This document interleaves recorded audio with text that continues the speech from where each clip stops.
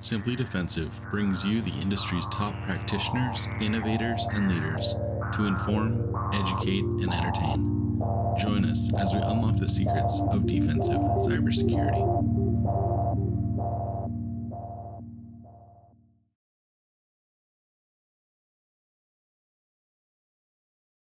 Hello, everyone. Welcome to the latest episode of Simply Defensive. I'm Josh Mason, and with me is my co-host, Wade Wells.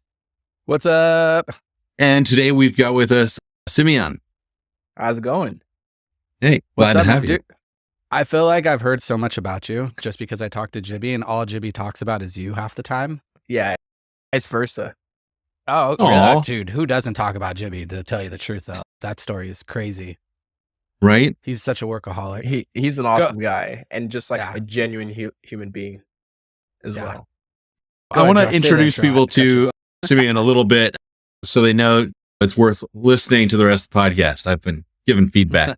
Allegedly. So Oh, Simeon, you're an Intel analyst at Microsoft, and you used to be at Lockheed Martin's cert, and Yeah. you're a Howard grad. You started KC7 Cyber.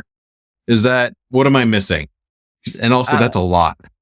I think those are the key points. I've just been in blue space since I was like in beginning of college, Yeah. and I've enjoyed it a lot. And I try to really concentrate on the things that I enjoy. So that's resulted in me trying to figure out how to bring that love to blue team cybersecurity to more people. That's awesome. Man, Yeah. so what got you started in cyber? Because I don't know, Wade and I are starting to feel like I feel like I'm on the older end of a lot of folks, but you're not as old and gray as I am. I look younger than I actually am. I get that. It's a lack of facial hair. What got me into cyber? I wanted to be a doctor when I was applying to college Okay. because that's what everyone wants to be, a doctor or a lawyer. Sure. And then Or pilot. eventually I realized maybe Astronaut. that's not the path for me. I was trying a bunch of different things out. I end up in the business school. I end up doing IT stuff. I'm like, this is cool. And then some of my mentors are doing cybersecurity stuff. So I'm like, you know what? This is worth a shot. So I'm dabbling with the idea of like maybe doing cyber. And then I do this competition that Lockheed Martin had. It's called the Cyber Analyst Challenge. And so what they did here was they took a full intrusion from like a customer engagement and they scrubbed all of the data, the PII and stuff, and they gave it to a bunch of schools. I think there were like 8 or so schools, and they said, hey, go analyze this data and tell us what happened. Ooh. Interesting. And And I then was they like, recruited all the people who did good. yeah, that's pretty much That how makes it goes. sense. But at this point, I was like toying with the idea of cyber, so I didn't actually know how to do anything. And so when they Okay. gave us the data and they mailed us like a flash drive, and I thought it was going to Oh, be wow. a case study, I Mhm. was caught off guard. I was Okay. like, why would you need to mail me anything? And so you Yeah. have PCAP files and memory dumps and like logs. And I Wow. was working on this like tiny Lenovo laptop that had Mhm. like maybe like a megabyte of memory. And so I opened one of the log files and my computer just crashed. And I was like, oh boy, I'm in for one. Yeah. But I found a way to make it work. And I was using like Excel plus Wireshark to try to find the data exfiltration out the door. And Oh, once nice. I figured out generally what happened, I was like, this is so cool. I finally understand what the heck everyone is talking about. And I could actually see myself doing that for life. So that's man. when the bug really hit me of this is something that I could see myself doing for the rest of my life. That's pretty awesome. Did you have courses that taught you how to do Wireshark and pull apart PCAPs in school, or is that something you learned on your own? No. So I would say that industry cybersecurity, and this is something that I can go on many tangents on, industry cybersecurity and like academic cybersecurity, they live in two different worlds. Mhm. So when you're like in the classroom, a lot of the time you get taught like all this stuff. Mhm. Then you go to the real world or you go to industry and then they're like having a whole different conversation. So by the time I was like looking at Wireshark and all these tools, I was asking around professors and stuff. I was like, have you guys ever seen any of this stuff? And everyone was like, shrugged, like, I've never seen that in my life. I don't even know what this stuff is. That's Because look, the bro, it's- worst. I can't believe. Yes. So I'm Googling, I'm like on weird parts of the internet saying, how do you open this extension of a file? What are you even supposed to Mhm. do with it? What does it represent? And I Nice. can't figure everything out, but I was able to figure out just enough to put the story together, even if I missed most of it and if I wasn't using the right tools. Whoa. It's a pretty good assessment to just send them a bunch of logs and a bunch of files and give no other direction whatsoever, because you're Yeah. really going to pull out the people who are not just going to solve the problem, but figure out exactly how to open all those files in Google. And they're not going to be the ones who ask you too many questions because they can just go Google it first. That's a great idea, Yeah. which also totally leads to KC7. So I completely understand that now too. Yeah. That got you into cyber, and it sounds like you met some people or made some connections that led to Lockheed after you graduated, or? Yeah. So there was a second phase of the challenge where you got to look at a second intrusion, try to solve it. We did horribly on that. I did so bad, it was actually comical. But I think during that observation phase, I said, hey, like this kid's passionate about this stuff. He enjoys it, even if he's not necessarily the most technically apt right now. Mhm. And so that led me to an internship with Lockheed after my sophomore year. Gotcha. Nice. And there were some pretty cool people I was working with at the time. Some of the folks who wrote the cyber kill chain paper were Yeah. working in the office. So I said, you know what, I'm taking this opportunity. And I was a co-op for the next 3 years, went to grad school, came back and started working full time there. So it naturally led into my first internship, which converted into my first role. That's really awesome. Yeah. Man, But I'm that's jealous.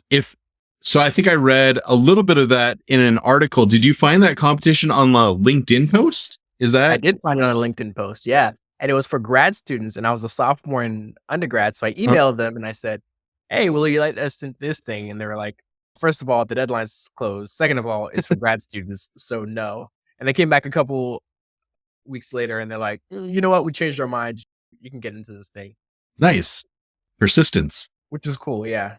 Part of the reason it might have been just, I don't know if that was the case. Maybe they wanted more diversity because you imagine like I went to Howard University, which is an HBCU on the case. Mhm. And when we got into that competition, like literally there were like 4 of us and we're the only Black people in the picture. And so I think like early on too, as I was getting into the industry, I was very keenly aware that we have a diversity problem here, which We do. was a bit of a persistent theme throughout the rest of my career, Mhm. not just based on race, but also based on gender and based on backgrounds. It's Yep. you need to figure out how to get more people in the room or get other people who could be good at this work an opportunity to see that they would enjoy this work or be good at it. Awesome. You started a club at Howard for helping people get started in cyber. Did I read that right? Yeah, it was called Emerging Coders. It wasn't actually cybersecurity specific. It was just like Oh, coding specific. But it was the yeah. same type of idea that coding can be this intimidating thing. Go on a rant here for a second. Go. Philosophy on this about technical versus non-technical people, right? Usually people very early on are put into these buckets. They're like, oh, you're a technical person, you're a non-technical person. Mhm. And usually that happens based on people will either self-label or get labeled based on if you've seen someone who looks like you do it, or if you have a parent who does it, who does Mm. technical things, or if you are stereotypically or looks like someone who does it. And so Yeah. whenever you get put into these boxes, you tend to see there's a lot more men in the technical boxes. The bros get put in the technical boxes. Everyone else gets put in the non-technical box. But then what happens afterwards is like a bad AI ML model. Like you just get fed the same thing over again. Okay, you're technical, go do more technical things. You're non-technical, go do more non-technical things. Mhm. And you'll see that like whenever people are organizing events, they'll say, we want something to do for the non-technical people. And we want, Mm. and people will place themselves into the neat little boxes and they will just push on forward. But what happens after long periods of time when this cycle is going over and over again is you get to the end of the road and okay, all the technical people look and behave this way, and all the non-technical people look and behave this way. And it's, wait, how do we end here? And I'm like, I know exactly how we ended here because we placed these labels early on. And usually those labels have a lot to do with race. They have a lot to do with gender. people will go up to me, they're like, "Oh, I'm not a technical person."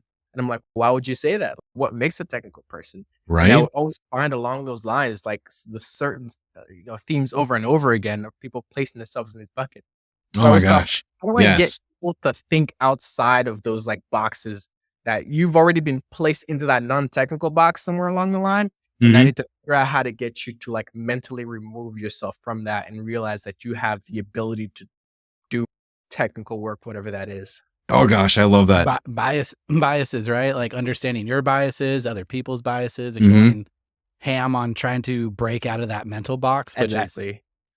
something that's pretty hard to do yourself, and you have to really like self-reflect a lot and understand and Right? not shoot yourself down of not being technical. I Yeah. love that. That's honest, and I feel like that's something we don't talk about a lot in cybersecurity. It's Hmm. not just like bias within that, but bias technologically, right? Bias on Yeah. reports that are in. There's just biases everywhere. That's very interesting to me. Oh my That's gosh. something that I didn't notice until later in my career, Hmm. and I it reflects with me. I like it a lot. That's That was a still good. something That was a I good rant. feel. Yeah. I was a humanities major at the Air Force Academy, and my wife was an astronautical engineering major. And Oh, so wow. she always looked at me as a non-techie major, Yeah. even though like 6 engineering courses, Calc 2, Physics 2, Chem 2, just because that's what everyone has to get there. And so like to the rest of the world, I don't know, fairly technical, but you're right.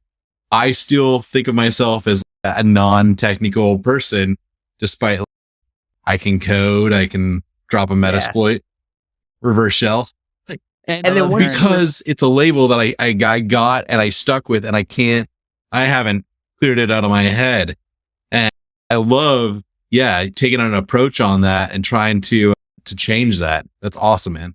yeah, and once you rethink that and reframe that as there's no technical and non-technical people, they're just people who sometimes do technical things. Yeah, And there's people who do technical things a lot of the time that sometimes have to do non-technical things. And you reframe that in that manner, then it's a little bit easier to tackle things that may be outside your comfort zone or you've thought maybe you couldn't do. And even I for feel me that. today, I sometimes have to think about that. Okay, there's just people who can choose to do certain things. I think I talked about this. I don't remember if I talked about this on the podcast with Jimmy or not, but like the bias that I had when I came in. So to KC7, we'll talk about that before we go into depth with it. Yeah. I saw that as learning how to use a tool, right? Mm, As a practitioner who understands how incidents happen, I was like, all right, this is just going to teach me how the query language works, how to write these queries, that type of stuff. And then talking to Jimmy, he's like, no, it teaches you the full story. It teaches you how to look, where to look, all this stuff. And I was like, I didn't even think about that because that's not something that I like think about anymore, but it's a totally valid point that I think is super important to throw in there, especially with learning these security tools. If you can easily tell a story and understand it, it's mhm. going to stick so much more. Yeah. So how did KC7 come to be? You were at Lockheed, now you're at Microsoft, but at what point did you build a software program to teach people cyber? It happened completely by accident over 5 years. So the thought was always in my head is Mhm. that I played this game that completely changed my outlook on Mhm. what I wanted to do with my career. But it was only available to, I think, 90 people over the Mhm. course of the time they ran the program ever. Right. This thing is so cool that if you could take this and you could bring it to a lot more people, I think you could fundamentally transform what our industry looks like and who gets into cyber, who gets interested in cyber, and who can do cyber or not. But the other cool thing about that experience is that you got access to data, and data is so hard to get access to because Yeah. it's the very thing that we're trying to protect. So no one's going to say, "Here's my sensitive data. Go practice with it. Go have fun with it." Mhm. It's not going to happen. And so it's a long time about how do you take that experience of having interesting data to investigate and bring it to more people. And fortunately or unfortunately, I was too dumb to red team and collect the logs, and I was too poor to set up the infrastructure to do it. I was Okay. about to say, dude, setting up infrastructure to get that type of data and then to build it and run the attacks, like that is half the problem. Yeah. learning how to do all the log forwarding, and then learning how to set up the logs, and then learning how to actually get it into the platform. And then half the platforms you have to pay, like it's going to take you 20 days to get it going. Then, oh, there go all your free licenses and you can't even do anything anymore. Exactly. So I thought about doing that, and I was like, I am way in over my head.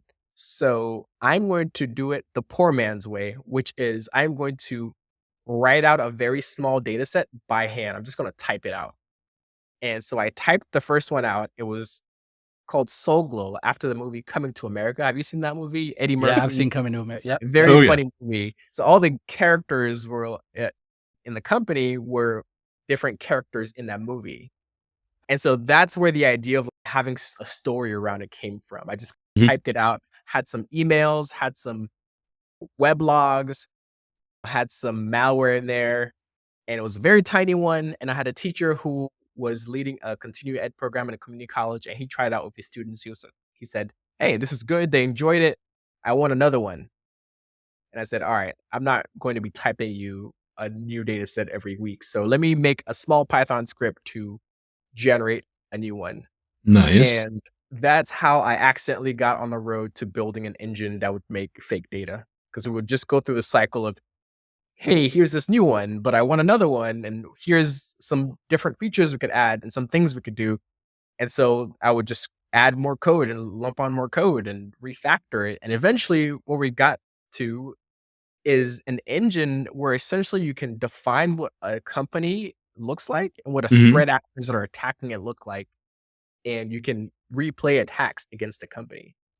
And the cool part about that is that you don't have to set up your infrastructure and do everything from scratch every time.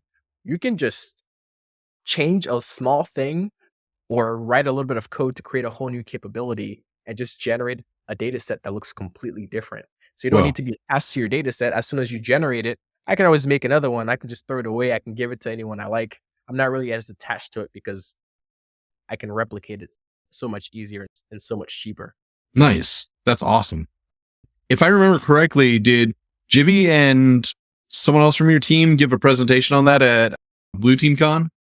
Yeah, so Jibby and Maya gave a presentation of at Blue Team Con on how we use an AI and LLM to actually facilitate that process. The cool thing about the approach we took, it was very slow initially compared to the other approach.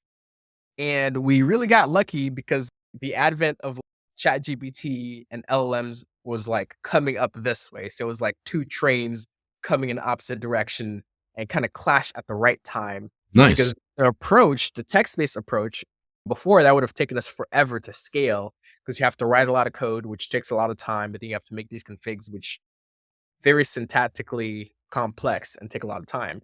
But with LLMs, you can just do that 1,000 times faster than you could before. So you can write a lot more code. You can do way more complicated configuration files as long as you can teach the LLM how to do it.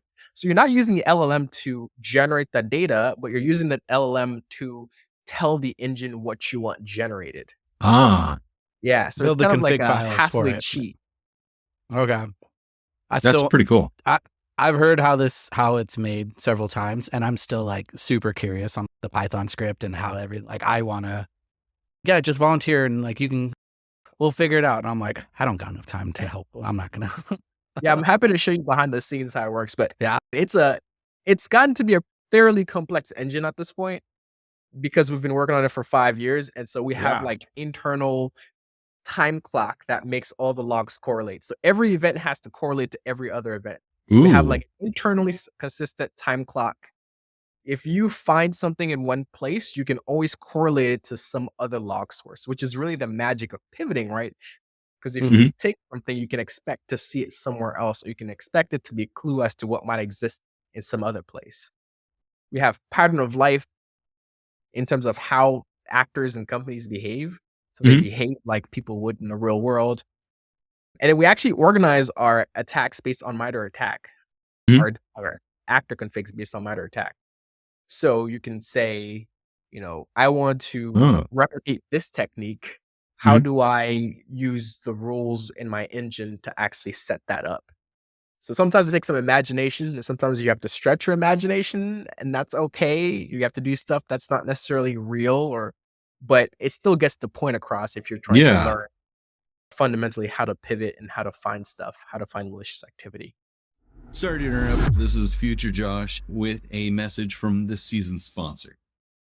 Do zero-day exploits and supply chain attacks keep you up at night? Well, worry no more. You can harden your security with ThreatLocker. Worldwide, companies like JetBlue trust ThreatLocker to secure their data and keep their business operations flying high. ThreatLocker takes a deny-by-default approach to cybersecurity and provides a full audit of every action allowed or blocked for risk management and compliance. Onboarding and operation is fully supported by their US-based Cyber Heroes support team. Get a free 30-day trial and learn more about how ThreatLocker can help prevent ransomware and ensure compliance. Visit threatlocker.com.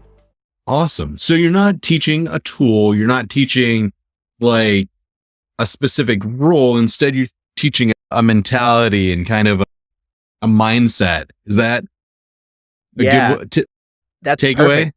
Yeah. Okay. When we talk about what we want people to get out of this, people get surprised because it's three things that we always say. We want to teach you critical thinking, analytical reasoning, and communication. Now, notice nowhere on that list did I talk about like networking or like architecture or malware or like threat intel or anything else. Like critical thinking, analytical reasoning, communication. We think that is the basis of making a good analyst. If you want to make a good analyst, you have to have them do good analysis. And if you just teach tools all the time, realistically, if you learn a ton of Splunk and then you go to a shop and they're a Sentinel shop, well, you're SOL. But if you can learn a skill set that is transferable across any given tool sets, now you can cook with fire, right? You can say, throw me in any given environment and I will learn whatever your tool stack is and I can figure out how to operate. In our investigations, the reason we actually use KQL, which almost no one else has used, is because it's actually the easiest one to use and because we can get you data the fastest. It was actually natively in command line, so you'd have to use grep set awk, but that was like way hard for anybody to learn in a 3-hour period. Yeah. I said, I'm not gonna get anyone to be an awk master in about 45 minutes, but I can get you to learn how to write a where statement in about 15 minutes, and I can do that with a middle schooler in about 15 minutes. And once you can get past that, then you can start forgetting about the syntax and focusing on what's actually important, which is the story. Because too often people get stuck with the syntax and they're like, oh, look at my bash foo, let me flex on you with all these cool commands I can write. And then they never get to the more important part, which is the actual analysis. And so people hide behind their technical chops, if that makes sense.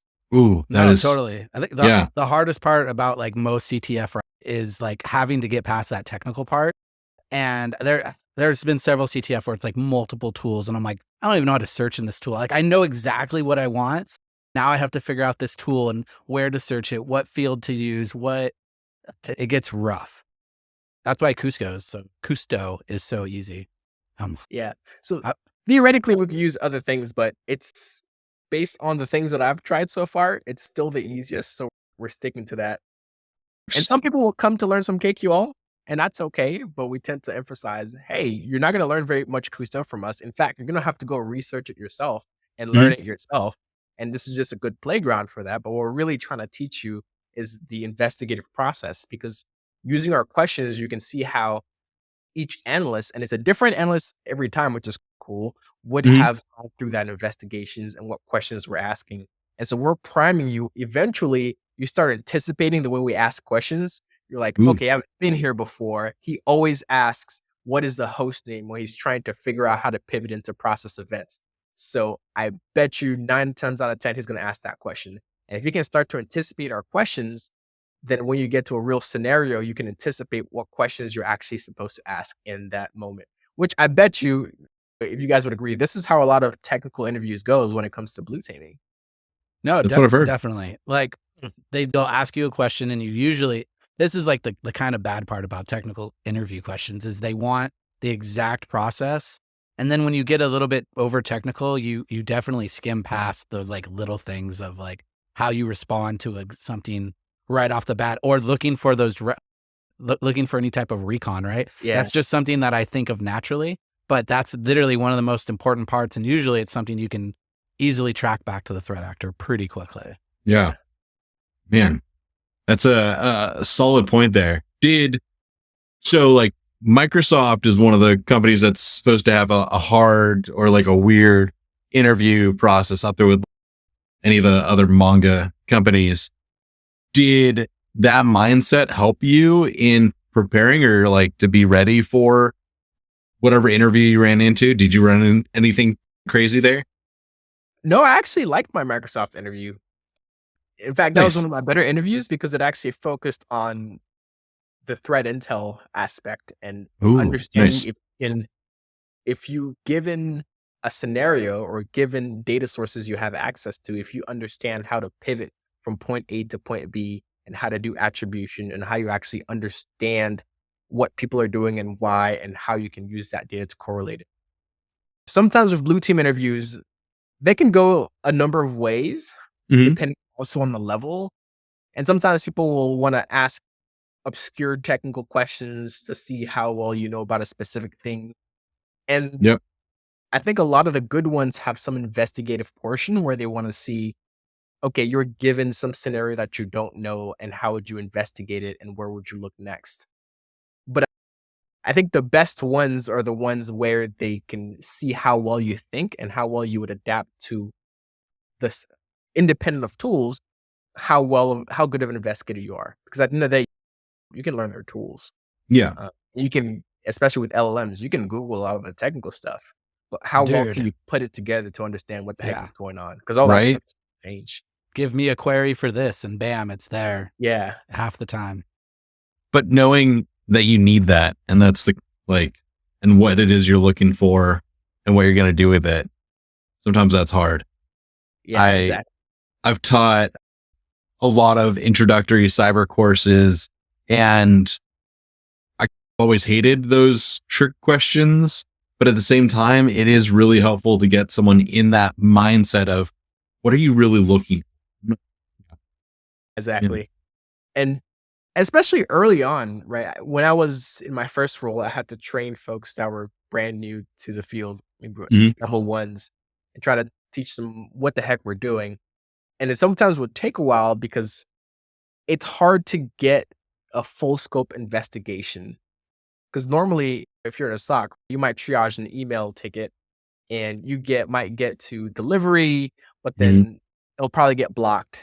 Either it's gotten blocked by whatever the mail product is, or there was execution, but then it got blocked at the C2 level. So you're not really going to see the entire thing. Right.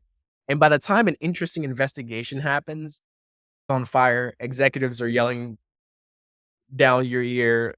It's not the time to say, hey, L1, let me teach you about this very important thing about how the adversary is exfiltrating data while they're exfiltrating our data. You And just by need the to put time out the everything dies fire. down, you miss the opportunity to teach that. Mm. So it's really hard to get the perfect scenario to teach those full investigative skills and get people to understand the big picture. And so I think the best teaching tools are the ones that can help you understand why the heck are we doing what we're doing to someone who's maybe not been in the gauntlet. So would The you logic of what recommend to pivot to? Yeah. you go Go first? ahead. I was going to say, understanding the logic of what to pivot to after you see something, right, Yeah. is definitely the hard part. Like if you see execution, right, what are you going to want to look for after that? You're going to want to immediately look for persistence. Yeah. Or you're going to want to figure out, okay, after that executed, how did it execute? Where did that file come from? Going back and forward. Usually a lot of that is a little bit harder to teach them or to think about that next step always. But not if the current thing is malicious, but if the next step is also malicious as well, right? Yeah. Once again, going to biases, like when every time I look at any type of alert, because I still have to go and look at some today, I usually use the competing hypothesis bias, right? Yeah. Trying to both prove it's a false positive and a positive at the same time. And I always thought that was interesting talking to Intel or talking to analysts, be like, how do you decide if that's positive or if it's a true positive? Do you just think everything is bad and then you prove it's not bad? Or do you think nothing's bad and you have to prove it's bad? Some different mindsets going into it. Interesting. Yeah. Man. Go ahead. What was your question? Oh, so would you recommend KC7 to L1s who are like learning, wanting to learn like that process, like how would you do the full triage, the analysis, the investigation? Because they're just seeing alerts all day and doing low level triage and then setting things up. They might not see the full thing. Yeah, I would highly recommend it. This is actually what it was built for. It was built for college students slash lower level SOC analysts. And then we expanded the reach from there accidentally. When we realized it could be used to teach a lot more. But the earlier modules really are accessible to anyone. It assumes no knowledge and says, hey, can you read and pretty much do some text analysis? Yeah. And then nice. as we go, we take off the training wheels a little bit and we ask less of those questions. But again, every single time you're looking at a full intrusion. And so we don't take the approach of you're going to look at part of it and then kick it off to someone else. We take the approach of every single intrusion, you're going to work the entire thing soup to nuts. So you don't just look at the email and say, okay, this is bad, I'm going to give it to the next person to do it. No, you're going to investigate the full thing. And you're going to tell me what happened and what else the actor did. And here's all their infrastructure. And here's what they took. And here's when they took it. And here's how I know. Whoa. And we're going to have you look at it from different perspectives. Wade was saying, every time you're looking at an alert, you have to have competing hypotheses. And whenever you get an alert, you're going to see the intrusion from a different perspective. So you can have one intrusion and there's really about like 10 different places where you can get the initial alert or the initial tip that gets you inside it. So maybe you get a tip about a recon against your organization, and then you have to use the recon to find the entire rest of the intrusion or the rest of the attack.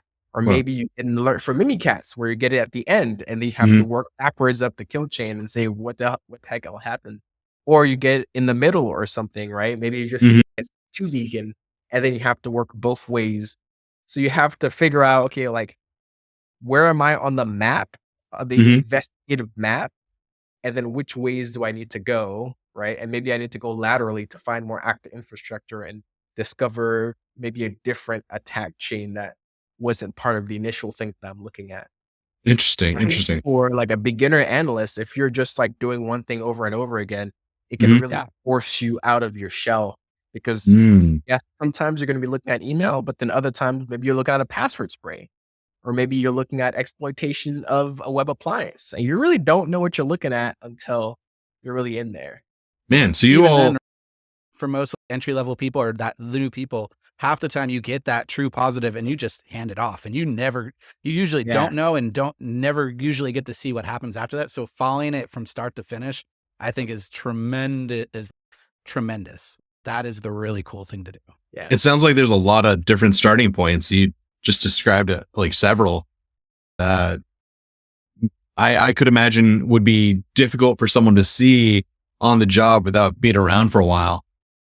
Yeah, exactly. We have 27 different modules, and each of them has there's a lot of phishing in there, but it's a combination of different things. And so the idea, like you said, is that if you're sitting in a SOC, realistically, you're only going to see so many things, unless you're like part of the world's worst SOC and you're getting compromised every single day.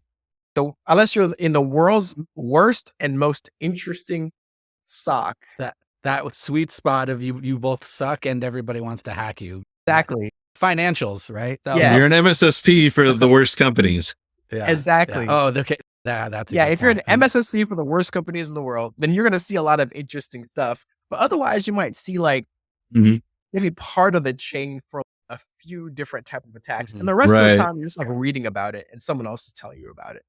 But if you're actually playing this game and you're looking at all these different types of intrusions, it's essentially hyper accelerating your learning. So it's like NFL red zone almost for any sports fans out there. You're just getting like the sweetest stuff over and over again in the most concentrated fashion, which allows you to learn at an insane rate.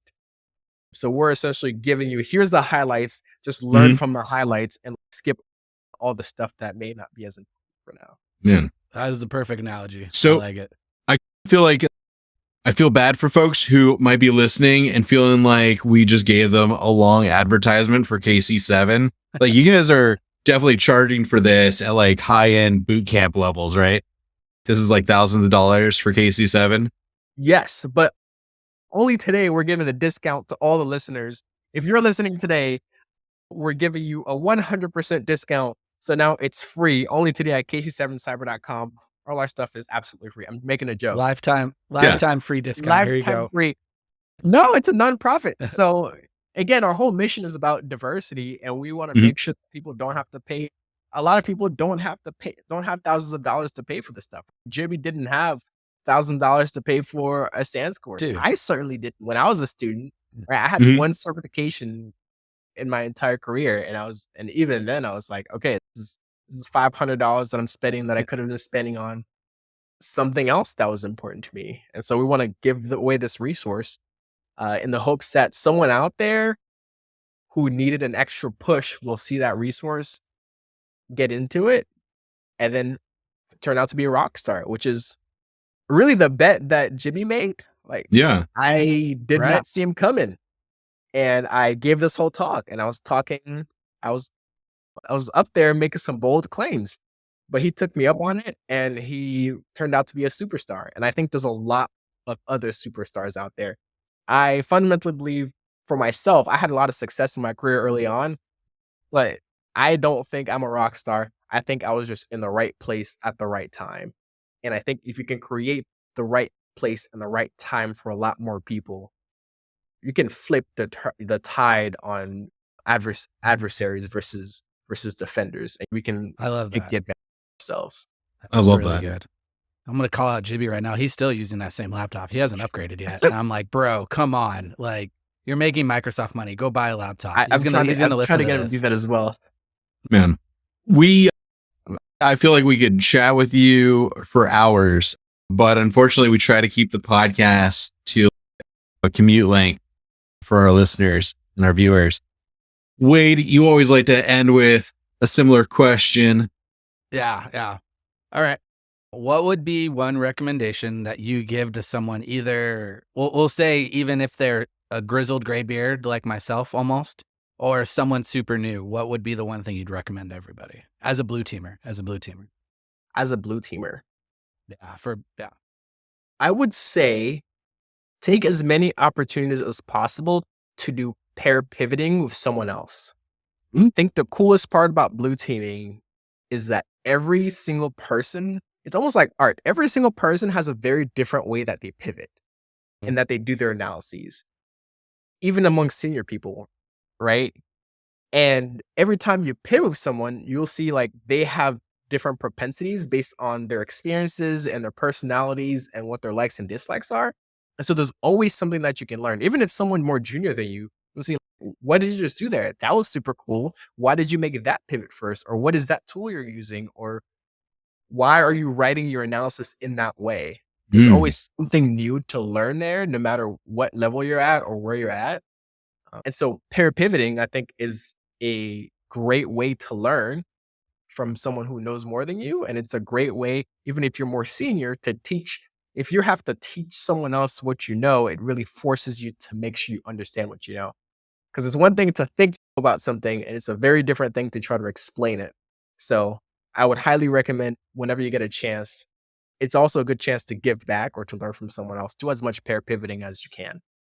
You can do it if it's your workplace. You can definitely do it because you have shared data. And if it's outside of your workplace, you can use KC7 or other free data resources as a chance to pivot on a data set that is shareable. That's huge. I'm gonna tell you right now, if I didn't already have a keynote speaker for B-Side San Diego, I would have hit you up after this.